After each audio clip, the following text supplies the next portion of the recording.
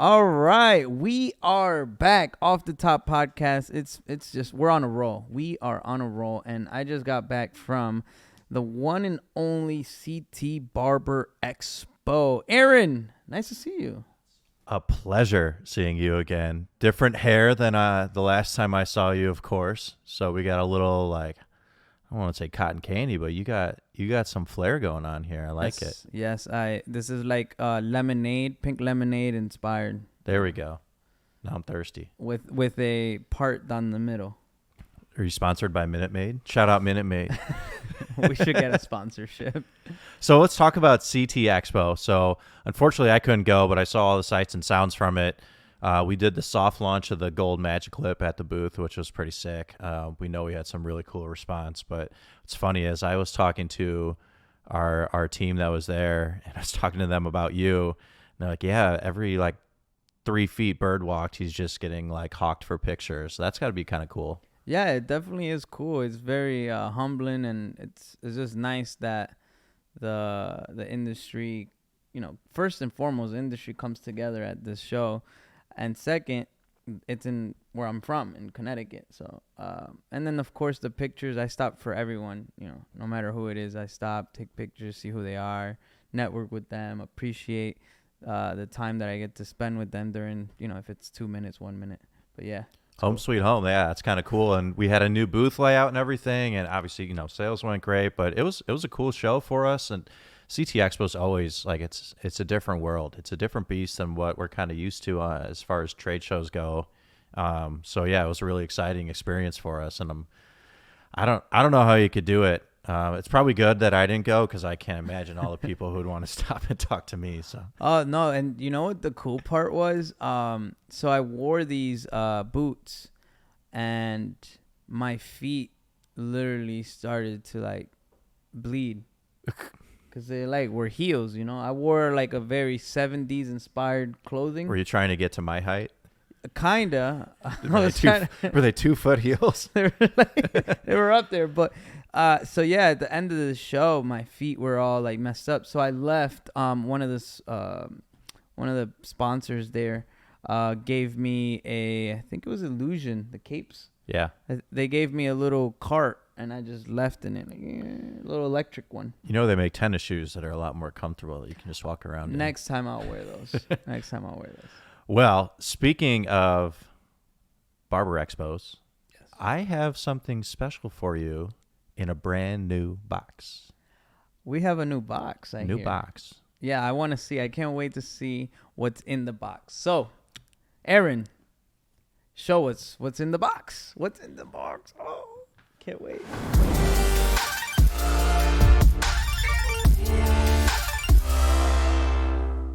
I think I want to make you open it. Oh, look at this box.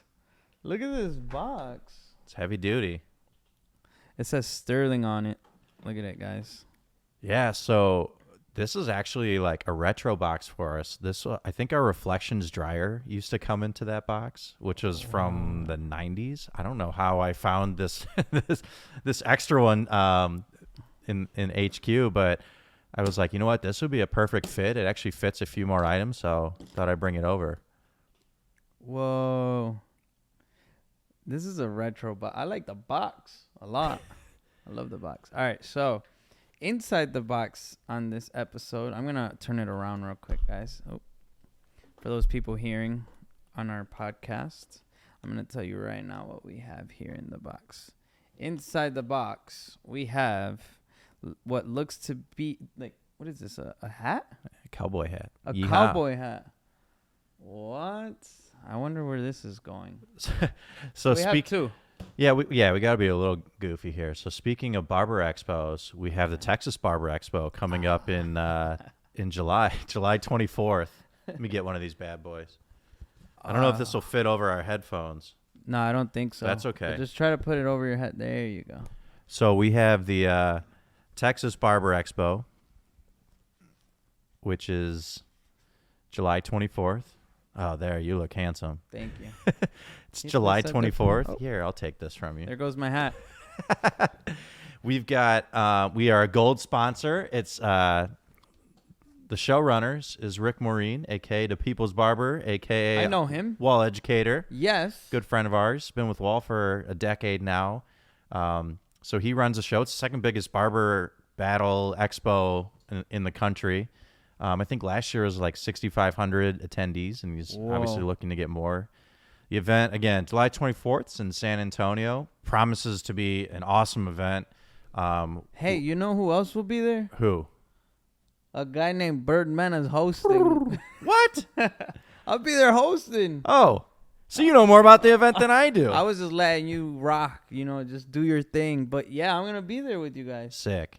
I was going through the bullet points, but I kind of forgot like one of the most important bullet points is the host is Bird Mena of the Texas Barber Expo. Make sure you guys come by. So that's, that promises to be a really cool event. Anytime we can get out to these barber expos, especially these bigger ones, and support the industry and get to meet, some barbers from all across the country is like always a cool experience for us. And again, we got some awesome education going down. We have the best hosts in the business going to be there, so it should be a lot of fun. Oh, yes. I'm looking forward to it, guys. I can't wait to go back. I was there last year in San Antonio. That was my first time actually doing the show. And shout out to the People's Barber for putting a beautiful show together. I'm excited to see some of the Wahl educators, Taylor Levin and Garland. Would love to just link up with Garland one day. Yeah, I think he would be a really good interview for the podcast. We should make that happen. We really should. All right. Let's do it.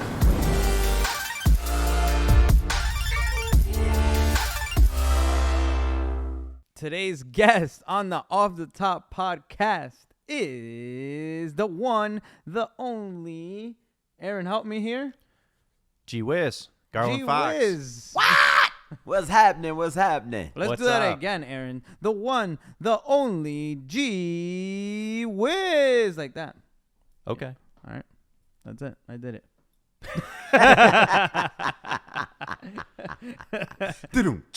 Garland, what's up, man? Man, you tell me, huh?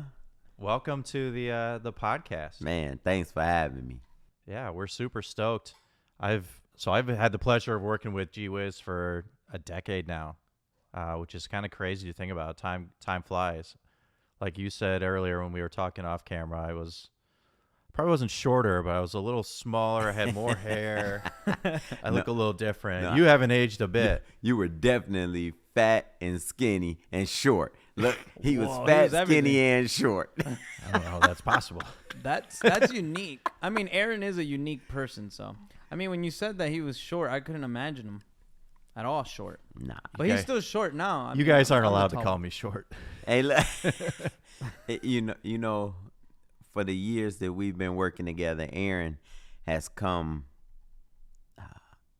I can't really saying a long way is like it's an understatement because you watch him evolve from just a young man and he was like young and vibrant and just smiling to just like this like a brother, like he just like he family, like he just evolved into like he morphed.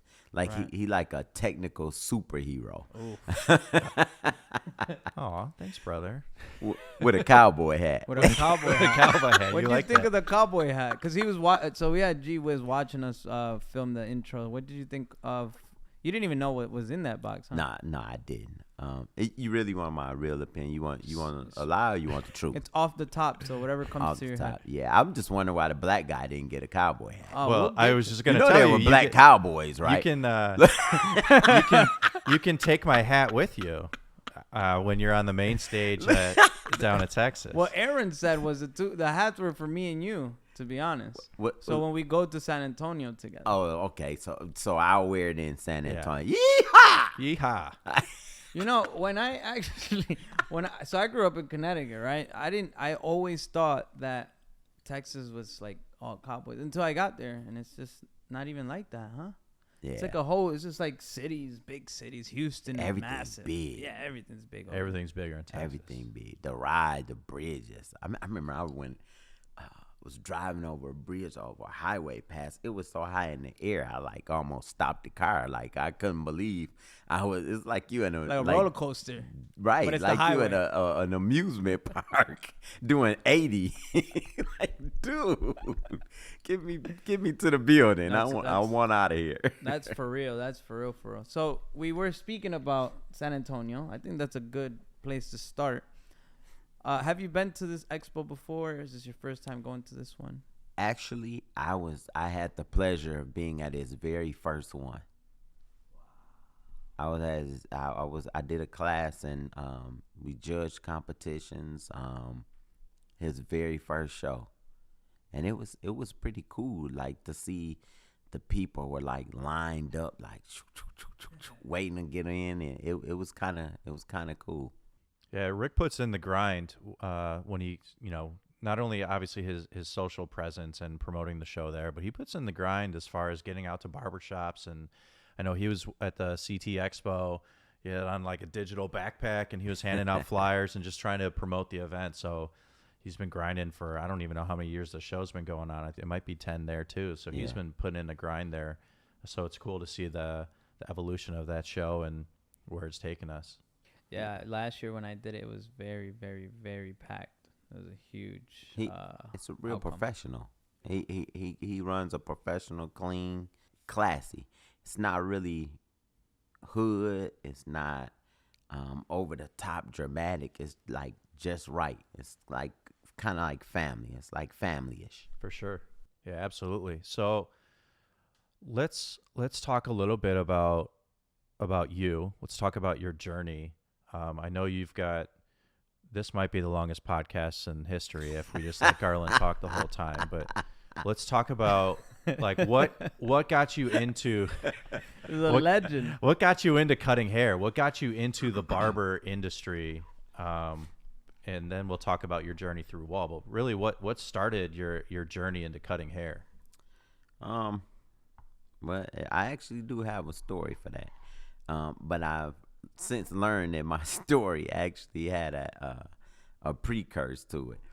My mom and my grandfather used to tell me whenever anybody had came over our house, like my sister used to hate me when we were kids. Any type of doll or action figure that anyone ever brought around me, I always cut the hair on it.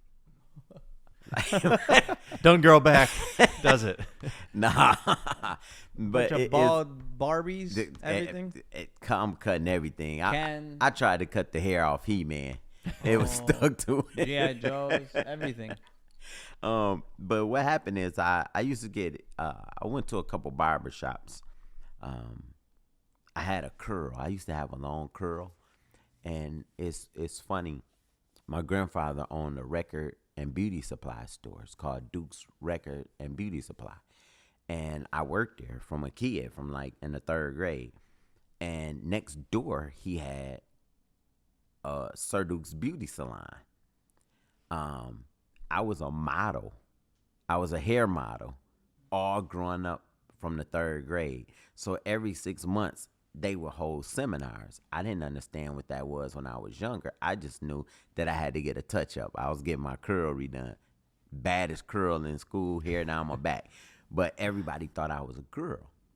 So people used to come in, oh, she's so cute. And I used to hate that. I used to cringe. And one day I just told them, you know what? I just want to cut it off. I'm tired of them calling me a girl, saying that she looked cute. So my neighbor, which is my guy brother, he said, hey, I'm going to the barber shop. Now, as a barber now, I understand what that was. Then it was just a low haircut to me. He had a 1 against the grain, high bar fade, a high military cut. Right. So he went to his barber, and, I just wanted a haircut. My hair down my back. Like, I just want a haircut. Yeah. I didn't want his haircut, but I wanted a haircut. She yanked him. She took the clipper and went straight up my head. I was like, oh, man. Oh, no. And you said against the grain. She went against the grain. She gave me a high and tight 1 against the grain. Cameron, can you catch me? You see this microphone? See the way the microphone is? Picture me with a 1 against the grain with a nose like this. I look like a bald eagle from the side. I walked into my aunt's house and one of my cousins almost jumped on me because they thought I was breaking in. They didn't know my own mother was in there, and it took her like 3 minutes to realize I was her son. Oh my God. That's how different I look. So fast forward, I went to a barbershop, a different barbershop to get a haircut. The guy messed me up. Okay, I'm not understanding this. Went to a third barbershop. Well, in the neighborhood I lived in, that was the neighborhood where the vice lords was. I lived in the neighborhood where the gangsters were. The barbershop was right in the middle, but it was vice lord territory. Well, the barber that was there, God rest his soul, it was a really good guy. His name was Levi. But back at this moment, though, I didn't know who he was. I asked him to give me a line, give me a part, and put an arrow, just a part with an arrow. That was in back in the 90s. So I'm thinking of a line with a V on the bottom of it going up, an arrow. Oh, my God. He cut a line from here, about here, on this side, all the way back. And he put an upside down triangle. Well, that's the vice lord sign. And he put it upside down. So that's like dissing him. And I had to stand outside and wait for my grandfather to come pick me up.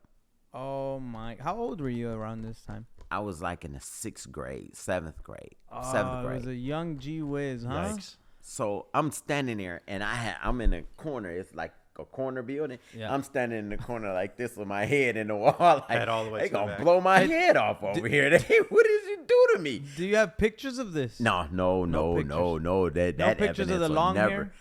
I do. I actually do got a picture. I look like a baby Ice Cube, which actually is, like through marriage, he like a third cousin. So it's kind of funny because we share same family You got members. some famous family members because you're also related to De'Aaron Fox. Yeah. It's my little cousin, That's crazy. Rayshawn Holmes, Yeah. and actually the co-owner of the Kings. One of his sons married one of my little cousins. So, And then you and I are brothers. So think of all the famous people that you were related to. you just didn't Right? get the nose. Yeah. Look, that's That's all I'm you'd missing. be happy for that. Look, My nose is He a just little got skinnier. the height, That's about it. Yeah. the height. We got the height. Yeah. I smell through buildings. Hey, so I today I wore this Chicago Bulls shirt for you because you come from Chicago, but then I hear you're not a Chicago Bulls fan right now. I mean, they all right. I don't cool, even but- watch basketball I mean, right now, but yeah, but I wore it because of MJ. Well, I appreciate it. I do have some Chicago Bulls gear. I do. You do. I still wear it. LeBron fan. Just put it out Wiz and there. I are Team Bron. So Well, you're from Ohio. yeah, Yeah. I watched him like growing up as a kid. So Yeah? he was kind of my idol. Well, growing up as a kid, as far as in barbering, I remember watching you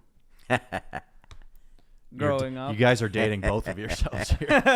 I remember watching you and seeing your face on a clipper. Like, not on the actual clipper, but like on the box of a clipper. So I would love to touch base on that. You know, like I remember as a kid watching you, watching Nieves and the DVDs, the How to Fade, which I spoke with him about that before too. And I remember you had a DVD as well. Is that correct? Yes. Can you touch on that? Like, how did you even get a clipper? Like the DVD, how did that even start? I think I did the DVDs first. It had to be because it was like beta. I mean, I'm talking like VHS. This is the first, when they first came out, like the video was grainy. I was like the first one. I saw a couple other ones, and I'm like, you know what I need? They'll show you a little bit, and then they say they done and give me $30. I'm like, you know what? I'm going to sell one for $40, and I'm going to put 6 haircuts from start to finish. Wow. And So that's you what had I a did. you had a VHS? Mm-hmm. Oh, See, he's dating himself here. Yeah. You're old, man. wow. Yeah, I'm a young dinosaur. How long you been cutting hair? Man, Professionally. Professionally, I'm gonna say since 1995, 96. Yeah, so you're almost 30 years in the industry. That's Yeah. crazy.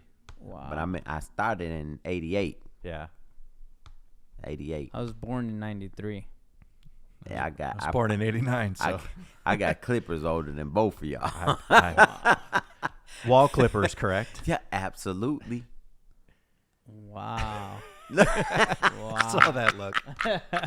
So if we rewind, you ended up getting your hair cut. Your parents didn't recognize you, and then how did you even end up being a barber? Because now Yeah, we never even finished that story. I know. I just. Oh no, I just caught realized. you. I was gonna work way back over to it. So it was 3 times I got messed up. This 4th time,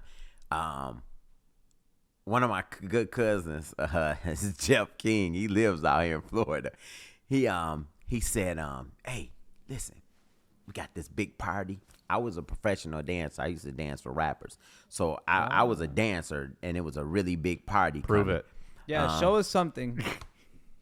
Oh, wow. There you go. Say less.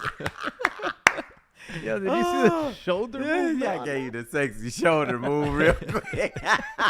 It almost turned into a Harlem shake. You like that? I see you turning red. It turned you on, didn't it? Nah, not at all. I saw cool him Aaron's down. toes curl. But what happened was he put a S curl in my head. He combed it too many times and left it in there too long. It was burning. And my hair, I had a box. So, what was his name on the guy that used to dance called No Bones with MC Hammer? Remember how he had his hair in the air, real high in the air? Well, I had a real high box like Kid and Play. And when he put it in there, it made it bone straight. It just laid down. So he took me to the barber shop. And that's how I ended up with Levi with the part with the triangle. So what he did was he picked me up from my grandfather's record shop, took me to his apartment, which is funny because I ended up living in that same complex for 14 years. And he grabbed his girlfriend's crimper. You remember the crimps that get the women they used to use on their hair to give them a wave? Like a wave, right? He put waves in it. So I had it was like a Bobby Brown and with wavy with crimps. So it was hot now. Don't get me wrong. It was he standing saved the up. day. And it was crimp going to the back. It was hot. Interesting. We got to the party and everybody wanted to battle me. I'm just like line them up, knock them down. I'm killing everybody. Dance battle. I went to walk to the washroom to get some water because the water fountain was next to it. Water fountain. You know how old I am now. Going to the water fountain, it was a big mirror. Everybody, go Garland, go Garland. I'm like, yeah. I walked past the mirror and my hair, you see how your hair, how you got the split down the middle? Yep. My hair had a split and all my hair was just down like a mop, like Hey Arnold. My hair looked like Hey Arnold. And I was so embarrassed, I ran out the party. And that next day, I went to my grandfather's bathroom. When I say small, his bathroom was this circumference right here. Little. I used a Wahl, and I'm not exaggerating, a Wahl mustache trimmer. It was the one that had you could move the guard. It was connected to it. Yeah, you could move it up. It clicked. And my mother had a pack of big or Schick. They was big or Schick razors. I was so frustrated. I grabbed an extra mirror and I cut my own hair with those 2 things. And when I messed up the fade, I cut the skyline of Chicago into my head. And from there, I just kept going and I just started cutting everybody else. And I've only had a few people ever touch my head after that. Just not going. What? That's nuts. What is? What's crazy? I mean, obviously that story is very unique, but at the same time, it's crazy to me how many barbers that I've talked to when we talk about like how'd your journey get started, and it's like I had 4 or 5 people butcher my head, and I knew exactly what I wanted, so I just did it myself. They Facts. usually start like that. Yeah. I didn't start like that, but Well, I'm not artistic enough to do that. I know, like, that's a lot. I don't have tough. that attention to detail to do it. So Especially back in the day. Now there's like all these like mirrors that you can buy, like yeah, but back in the day That's you had crazy, to though. kind of like have 4, like you had to be like an octopus. Yeah. With just 2. So, Yeah. so that's how you started cutting hair. How did you get started with Wahl? How and when? Whoo. Oh, this is gonna take a turn to a crazy story. I'm gonna say maybe in what year was it that Dennis Rodman? I think it was maybe 2 years before Dennis Rodman left the Bulls. Maybe like 98. Yeah. About 98. So about 97, 98, right in there. A guy came to the barber shop selling posters. And what I used to do is I used to take pictures of all my customers because we're right outside Chicago called Joliet, Illinois, you know, where What school right there? Stateville, Yep. Lewis University. We didn't have the things that they had in Chicago and New York. We didn't have the barber posters. Nobody had ever came out there with them.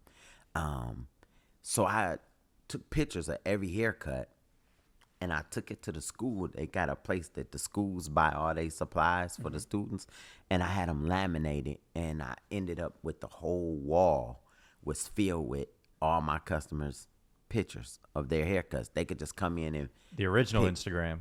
right, That's the it, original. yeah. That was his feed. That was his feed. And one day a guy came in and he had he was selling posters. I'm looking at the poster. I'm like, yeah, I didn't know these existed, but yeah, I would buy it, but his haircuts are horrible. Like, I'm not putting that on the wall. I got these. And he saw one of the pictures. So that exact picture that you had, and this is ironic, that exact picture that you have on your shirt right now, the Chicago Bulls. I had just cut a Chicago Bulls and somebody had and took a picture of it. And I had smoke blowing out his nose with a joint in the side of his mouth because the guy, that's what he wanted. Right. So there's a little joint hanging out his mouth with the smoke going up, and the bull's eyes were white with the little red lines in it. Mm-hmm. And he saw it, and he took it back to his boss. And it turns out that the posters that I had seen before earlier in my life growing up, I never seen any of the newer ones because that particular man had stopped selling them there. He lived in Chicago, and his name was Isidore Adams. And he saw the picture, and he said, who the hell in Joliet did this haircut? And he was really close friends with, he was actually best friends with Roosevelt Cartwright, which was Oprah Winfrey's makeup artist and her personal assistant. And they were all together, and they were like, this is hair? Somebody cut this in the hair? I'm talking about 97, 98. Wow. I had been doing that since like 89. You know what I'm saying? Yeah, I had been doing it with the color pencils and all that stuff. So he asked me to come and do a photo shoot because he said, "Now I heard you said you didn't like some of the haircuts." I'm like, "Yeah, I didn't." So he invited me up to his studio in Chicago, off Michigan, and he said, "You know, I just really need you to do this photo shoot. I just want to see what you're working with." And when he was done, he said, he said, "I gotta tell you," he said, I'm pretty good barber. And he said, "I used to do this stuff." He said, "I gotta be honest with you." He said, I've been doing this for 20 years, and I've never filmed anybody that had haircuts that were almost perfect. He said, "I didn't have to airbrush or change anything. I just needed to take blemishes and some scars off of people's face and heads." He's like, "How long you been cutting?" And he said, "Listen," he said, "don't answer that. Have you ever heard of Bronner Brothers?" "No. Man, I came from the projects and gang banging. I didn't know what that was." And he's like, "It's the largest African-American hair show in the world. It's in Atlanta, Georgia. I had only been in Atlanta, Georgia like once or twice in my whole life. So that was like going to Hong Kong to me." So I'm like, from the projects to Atlanta, woo, I said, we get on a plane? No, Greyhound. Greyhound. What? Actually, Trailways. It was a little cheaper than Greyhound. I don't even know what that one So, is. yeah, you don't want to know. There's a bus that stop all the way along. It take you like 18 days to get from here to Atlanta. I'm surprised Isidore didn't put you in a just like a white van, no windows, just shove you in the back. I got in that before. But no, he had me come on my own dime. He said, I want you to come. He said, you got to come on your own dime, but I'm gonna arrange for you to audition to be on the styling team. Have you ever heard of Wahl Clippers? I'm like, yeah, that's what I use. That's what I started out with. He's like, well, why don't you come up here? Fast forward, we at Bronner Brothers. Me not knowing anything, it doesn't even exist anymore. It was a Super 8 motel right off the highway. And I mean literally right off the highway. So you know where the convention center is.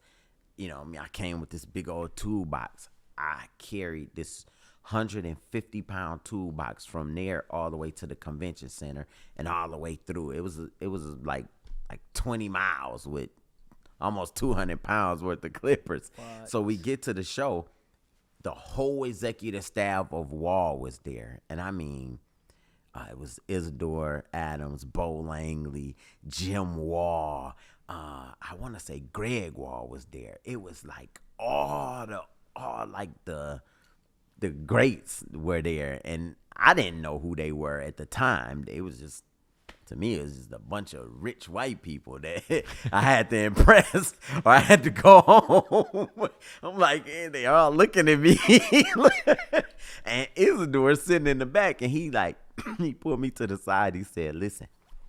He said, now, I said a lot of great things about you. He said, whatever you do, don't make me look bad. It's only two of us here.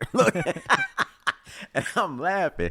And so we get on stage. I had made this little video. Remember I told you I used to be a dancer. So I made this little CD. I had a DJ Dollar Bill. He's a personal DJ for Chubb Rock. And Damon Williams, the comedians. So he made this music for me. And it had the song Dendada in it. And that's one of the songs that I always, whenever I battle somebody, that was my go-to song. I'm gonna eat you alive on that. So they were playing it, and I was cutting hair, and a guy from Andis Clippers, Michael Clay, he was the man, and he walked over, and they didn't have anybody at their booth, and he just kept talking and screaming and talking, and we had a guy named Tone on our styling team then, and Tone was hood. When I say hood, Tone was like, he go from 0 to 100 in an instant. Like, he could be smiling at you, you say the wrong thing, and he gone. So they got into it, and I forgot that I was auditioning, and that's just something about me. I just intervened, and the crowd got bigger and bigger, and I'm looking at how can I stop this, because this is bad. I'm like, look at all these rich people behind us and you acting like this. So I'm taking both of them, and I said, you know what?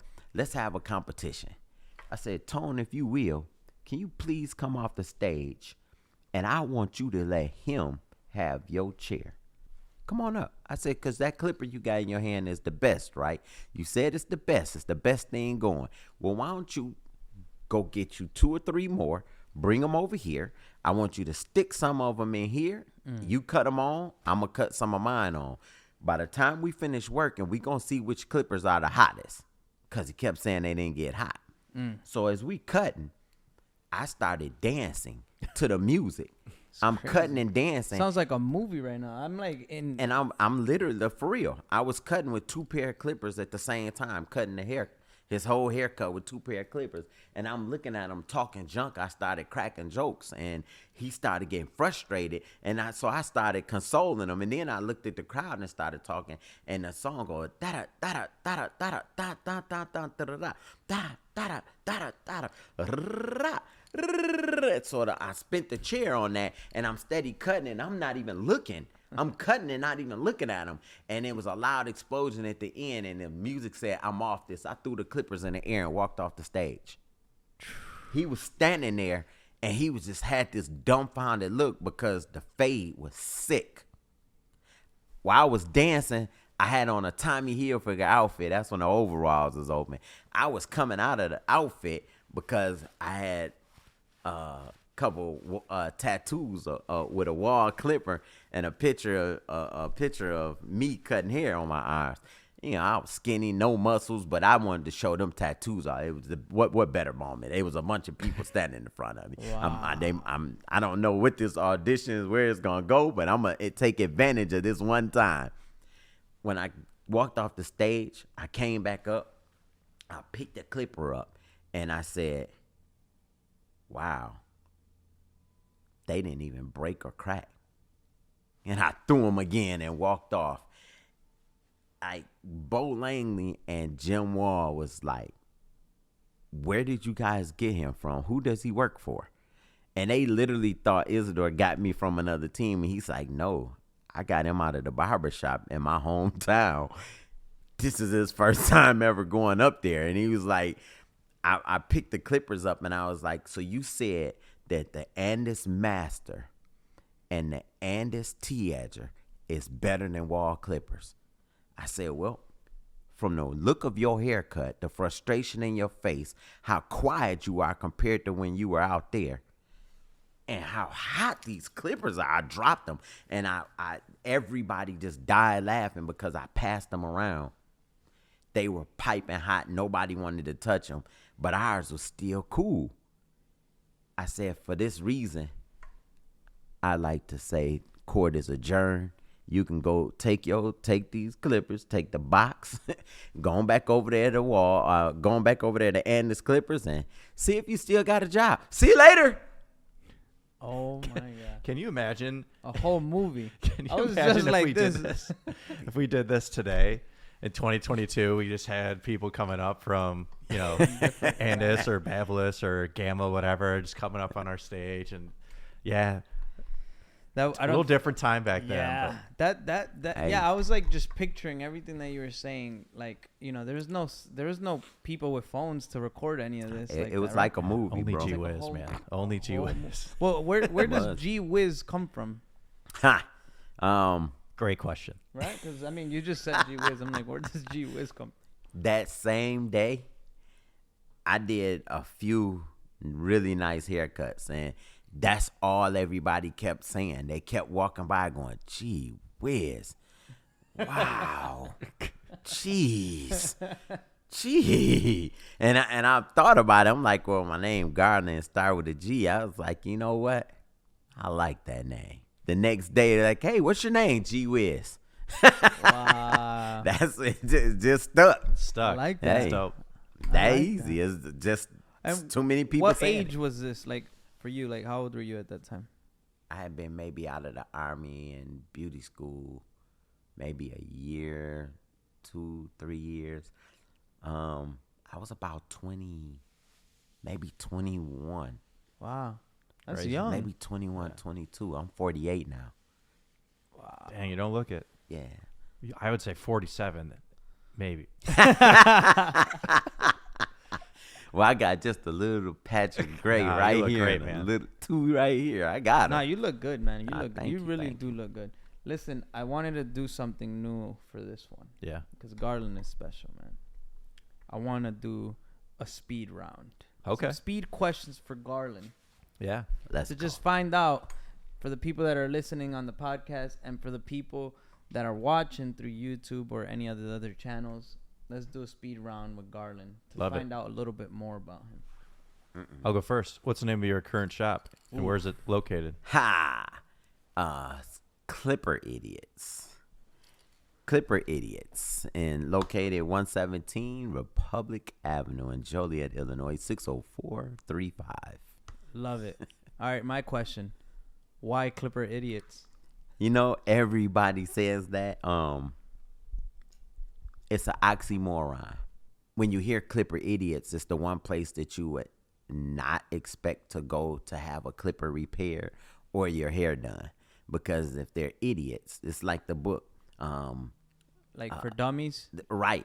The for dummies, you know, 101 something for dummies. right. How to change tires for dummies. Yeah. It's the same type of concept. It makes you think. It makes you think. It makes you laugh. And that's what I'm about. I'm about challenging your mental and making people laugh, so that whatever you going through, you can't go through it when you're around me. I just like naturally want to allow you to do it. Even if I don't know you going through something, it's just something in me. For sure. What's your favorite Wahl clipper of all time?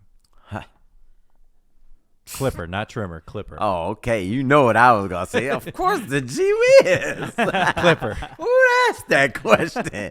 I would have to say that my favorite clipper of all, would probably be. No, it is definitely the magic clip, the cordless magic clip. Oh, that's a fairly newer one compared, because you've been around for a long time. Right. Right. That well, the magic clip. Let me say the magic clip before the cordless magic clip, because I was in on that whole. I was out of the 4 people when that came about. I was one of the ones in that round table that came up with that 5-star line. I think I'm the only one still here. Wow. Yeah. So the magic clip, because that was something different. It was completely different. All right. So he asked what your favorite clipper is. What is your favorite clothing brand? Clothing brand. I don't have. You don't one. have a favorite? I'm kind of like you. Like I wear. No, because you wear whatever matches, whatever is in, but it doesn't even necessarily have to have a name. Right. As long as it has a certain look to it. Whatever looks good. Yeah. Yeah, I like the way you dress. It's nice. Go Appreciate ahead. When's the last time you've done a dance battle? Ooh, that's a good one.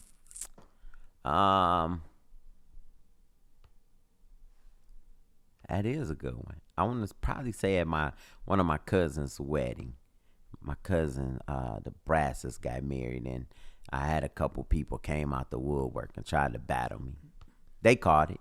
I'm gonna do it on the stage tomorrow. Yeah, they caught it. Ooh, was that a G-Whiz Hey. versus Aaron? But he's gotta do it to my music. Although we kind of listen to the same music. I can do it. He in trouble because he too tall. I'm gonna do short people. You don't know what I dances got. on him. A message for the up and coming barbers in our industry. So like for the new generation, any message that you can send out to them. It's so many. I think the most important thing that I think the younger generation needs to do is pump their brakes. I think they all move too fast. They follow everybody and anybody instead of being articulate. They just take what's shown or given. They price come straight out of school, and they want to own the shop. They want to be a platform artist. They want to be an educator. They want to travel the world and be a celebrity barber. And you only got you only been in barber school for like 200 hours. Take your time, learn the actual craft and the history behind the craft. Know what you're doing and why you're doing it, so that you can actually embellish and experience the love of the craft, because they're not allowing the craft to penetrate their heart. And that's why the industry, everybody looks the same and everybody's chasing everybody. You overprice and, I'm $100 for this and $150 for that. Well, guess what? A single mother that's got 6 kids in a impoverished neighborhood, she can't afford you. So if your shop is in that neighborhood that looks like you, that's what your population looks like. That's your clientele, and you're not catering to them. You're stepping on them in their own neighborhood. So step back, learn the craft, learn to appreciate the craft and the people within, because barbering is about community. It's actually a servitude. This younger generation act like generals and bosses. We're the complete opposite of that. We are servants. That's what we do. Servitude. We serve the community in every and all aspects. Sometimes you make good money, you get good tips. Sometimes they give you the barely enough. I got people still owe me from when I was riding a bus and walking. Sometimes they just didn't have it. That's what barbering is. Embrace that. Stop trying to be a star. You become a star by being who you are and letting your gift pay the way for you. Learn your gift and grow into it. And even though the word of God says your gift will make room for you. Everything I just said is embellished in that one line, that one scripture. Your gift will make room for you. That's if I could say anything, I would make it that simple. I love it. There's never a short answer with Garland. No. And there's so much to just unwrap from we just need that. like 3 episodes. You talked about the importance of like understanding and being involved in the community, and I think that's a huge aspect of a barbershop, and that's really where that's what a traditional barbershop is it's all about supporting the community. So I loved hearing that message, and then just the evolution of being a student and understanding yourself, understanding the craft a little bit, and just like soaking it all in, because that's how you can't just be a star, you got to become a star, and that's by being who you are. I love that message. So that was impactful. I really love it. Yes, because I mean, I'm getting older, as I think we're all getting older, but I still think myself and everyone that's younger than I, when you say that they're moving fast, I think a lot of it is, because of social media and because of all the access they have to YouTube and all these videos and so on and so forth. Everyone just wants to just go up an elevator instead of walking the stairs.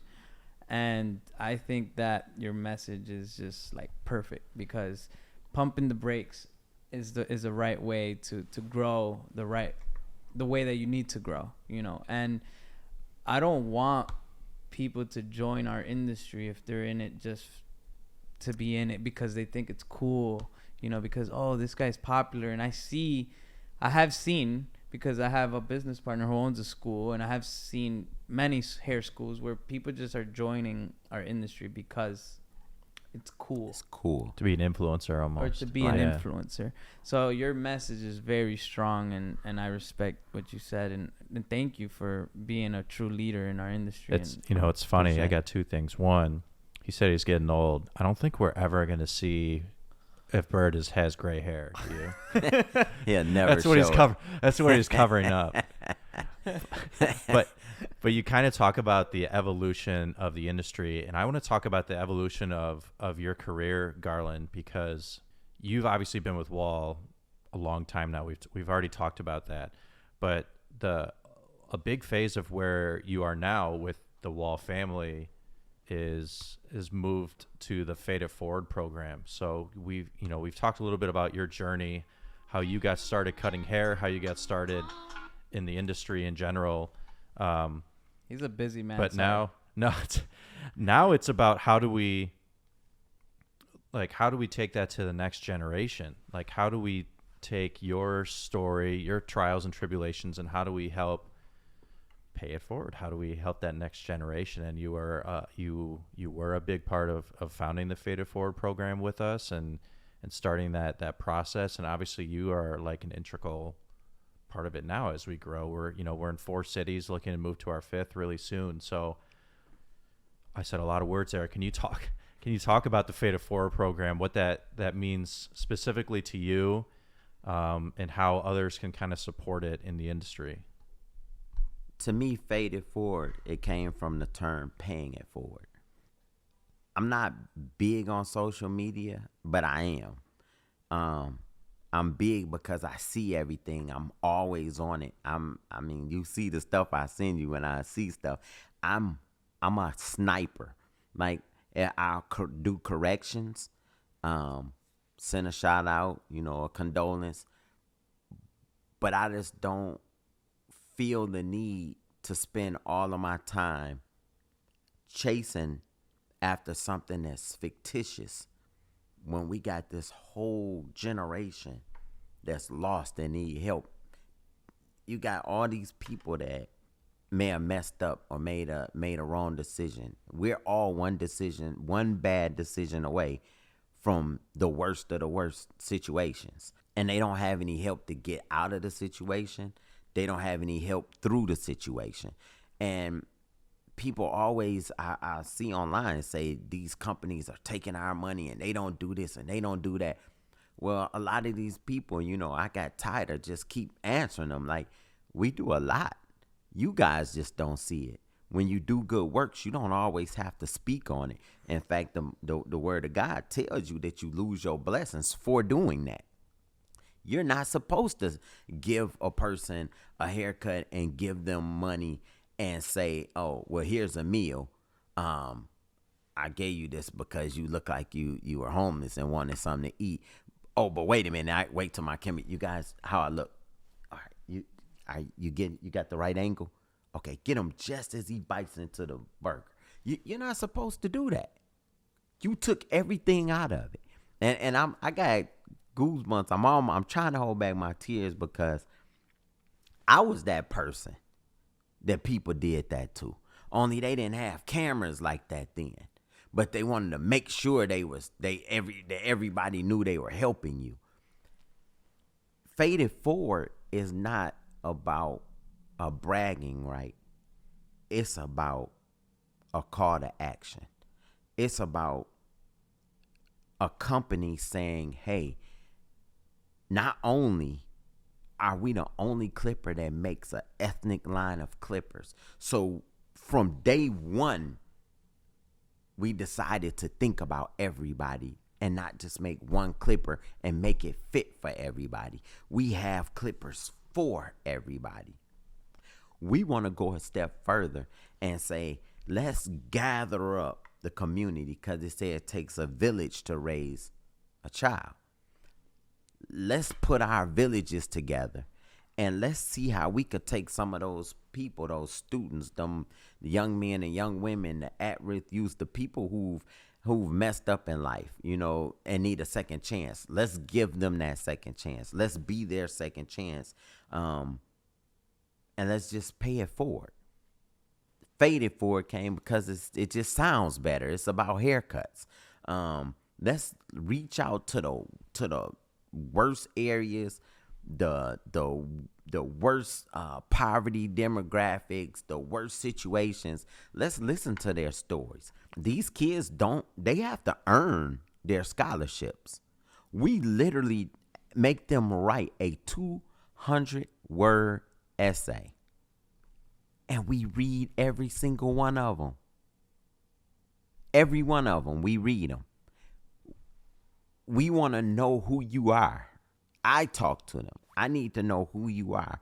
I want to kind of jump into your soul, walk through your mind, and I'm the one out of the crew where Julie speaks to him. She mother. She's the mom. She nurtures them. Tracy's the strong end of the law. That the stern one and the educator. How's it go? She's the pit bull. Yeah, the pit bull. She's the one that works with them in tutoring to make sure that they get the things they need to pass their board. I'm the one that encourager. I'm the one that tries to get into them, right, so that I can pull out what it is that they're not saying, the things that they won't speak to someone else. That's what I get out. And that's how we know who really needs help and to what extent they need it. I think it's probably one of the best things Wahl has ever done because we've already got multiple graduates. And you will see it with this success, we have had a lot of hurt.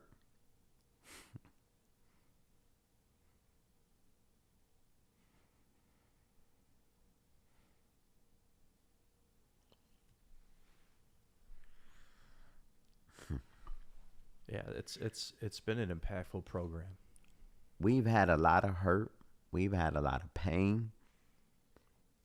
It is hard to grab millennials and people that people have thrown away and discarded and just counted them out and wrap your arms around them and not just tell them that you got them and encourage them and tell them they could do it, but really be there for them. We've had people drop out. We've had them fail, go to jail, get shot, beat up, mouth wired shut.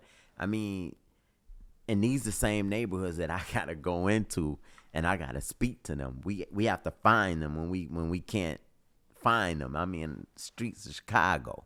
You know, I'm talking 40 people on the average getting shot every day. This is what these kids are going through. Some of them don't know what hope is. Rats and roaches and not having nothing to eat, that's regular to them. It's irregular to us. And we have to make a way for it to be irregular to them and to their next generation. Faded Forward is about giving a person, in the Bible it tells you, if you feed a person, they eat for a day. But if you teach them how to fish, instead of just giving them that fish meal, you teach him how to fish, he can eat for life. That's what getting this license is about. That's us teaching them how to fish. Yeah, it's been an incredible journey along the way, and we're just getting started. So we're in 4 cities across the USA. We're in Chicago, St. Louis, Cleveland, and San Diego. We're in like 6 or 8 different schools. Like Garland said, we've had students graduate already. We're looking into moving into our 5th city really soon. And then we're looking for more. So we'll put a link, for YouTube. It'll be in the comments, and we'll put links up for you if you are listening to this and you own a barber school, or if you know someone that's got a barber school. We are encouraging schools to apply for this program because we do want to expand this. I mean, ideally, we want to be in every major city in the USA, but we want to expand this across the country because it is about giving back to that next generation. It's about giving back to this industry that we know and love for over 100 years. And I just want to say thank you for all the hard work that you've put into this. And I know it's a passion of yours. So we appreciate the love that you give to these students and to the industry. For sure. Thanks, man. Like even me sitting here, I'm learning new things that you're involved because, like you said earlier, not everything is to be published, So for anyone that's listening or anyone that's watching, there's always moving parts behind the scenes, behind the cameras, things that just never get published, but with good intentions for the future. Absolutely. So we respect what you do, and thank you so much for being a huge part of it. And thanks to Wahl as well for even starting this big program to change the future of our youth. So that was powerful. That was very, very powerful. Yeah, we better end on this emotional note before we Yes. And I would say end on a high note, but that got a little I don't know if high is the right word for it, but I just want to tell you from the bottom of my heart, I've worked with you for 10 years now. Like you really are a brother to me, and our relationship's been awesome. So I look forward to many more years of connecting, and I look forward to our future dance battles and everything. I'll just be the ref. I'll be the referee. And I'm just honored to even, have you here on the podcast. I've looked up to you and your work, since I started cutting hair. And you're a true leader in our industry, and you're respected worldwide. And we will continue to respect everything you do. I hope you could continue to inspire many, many more in the industry outside of social media and in social media. And thank you. This is huge for me. He's a Huge. legend. Yeah, this is off the list right here. Off the top, off the list. We got to do a podcast with the one and only G-Whiz, and we found out why they call him G-Whiz too. G-Whiz. G-Whiz. Well, you guys, I just want to thank you guys for having me. It's always a pleasure to be able to speak emotionally and from an educative state when it comes to Wahl Clippers, because they aren't just a corporation. It's truly a family. And that's why they still don't trade. They're not on the market, because that's what keeps them who they are. That's what keeps them grounded and boots to the ground in the community. So just thank you for having me. And you keep doing what you're doing. And Aaron, you always going to be my brother, my big brother, because you tall. My big little brother. Look. Big brother, right? I'm looking in the next years or so, myself and Garland will become brothers. It's like, how many years does it take? Like about 10? Yeah, about 10. A little less than about 10 or so. Nah, you we're like cousins or something. You millennials move fast, so you might get there faster. Well, this has been awesome. Again, we look forward to working with you much more. Thank you for everyone for listening to this episode of Off the Top. Yes. We've got many more episodes on the way, so keep checking in with us. If you have someone that you want us to interview, leave a comment below, send us a message. Bird, do you have any last thoughts here? Nothing. Just make sure you subscribe. Thank you for listening, tuning in. Make sure you guys follow G-Whiz on his Instagram and all of his social media. We'll put it up on the screen. And other than that, comment, like, share, and on to the next podcast. Adios.